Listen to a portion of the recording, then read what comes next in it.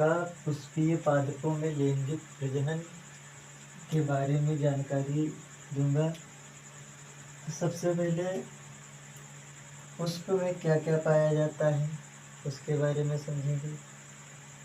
तो जो पुष्प होता है,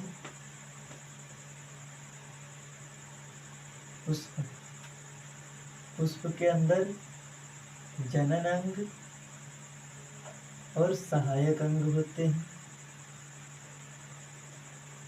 और जनन अंग के अंतर्गत दो अंग पाए जाते हैं, एक पुपंग होता है, दूसरा जायांग होता है। सहायक अंग के अंतर्गत दो अंग पाए जाते हैं, एक बाह्य दलपुंज और एक दलपुंज। जैसे पुष्प के अंदर दो अंग होते हैं, एक जनन अंग, दूसरा सहायक अंग। जनन अंग के अंतर्गत पुपंग और जायांग पाए जाते हैं, सहायक अंग के अंतर्गत बाह्य दलपुंज और दलपुंज पाए जाते हैं। जैसे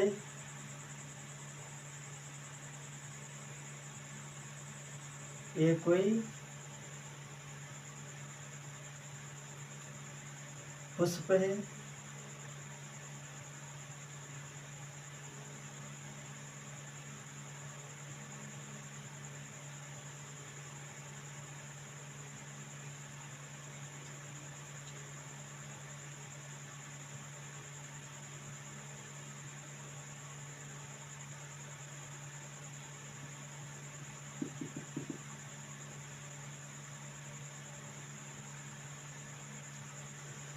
जो पुष्प का ऊपर का भाग होता है उसे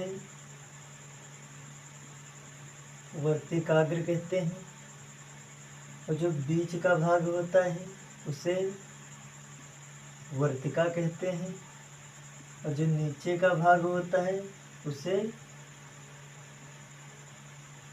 अंडाशय कहते हैं। वर्तिकाग्र को इंग्लिश में स्टिग्मा कहते हैं, इसको स्टाइल कहते हैं, और अंडाशय को ओवरी कहते हैं। और जो अंडाशय से नीचे का भाग जुड़ा होता है इसे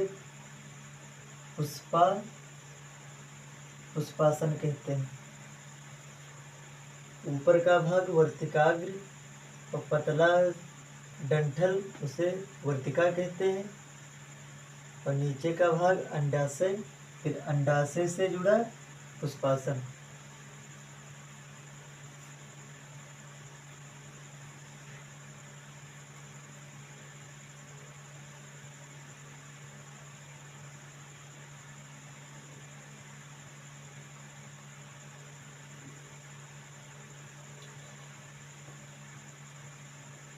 जो ये भाग होता है इसे कहते हैं तंतु, पतला सा, ये पराग कोश।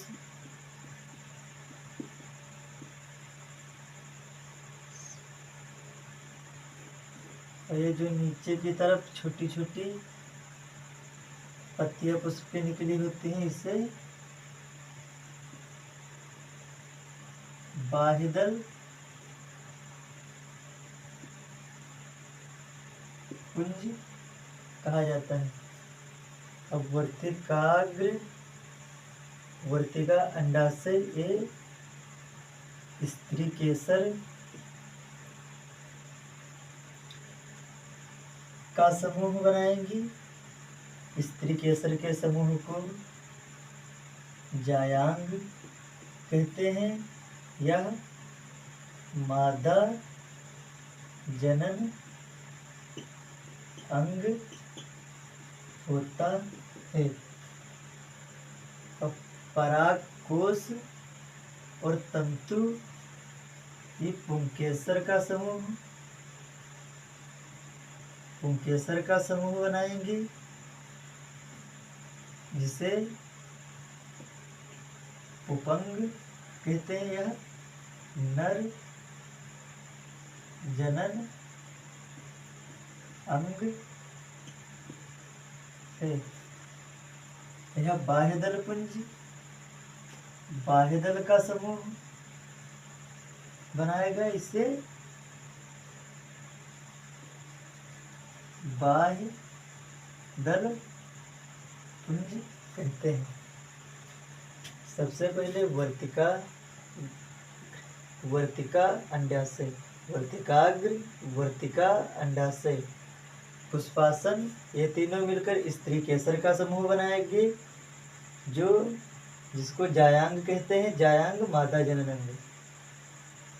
तंतु और परागकोश पुंकेसर का समूह बनाएंगे, जिसे पुपंग कहते हैं। पुपंग नरजनन अंग होता है।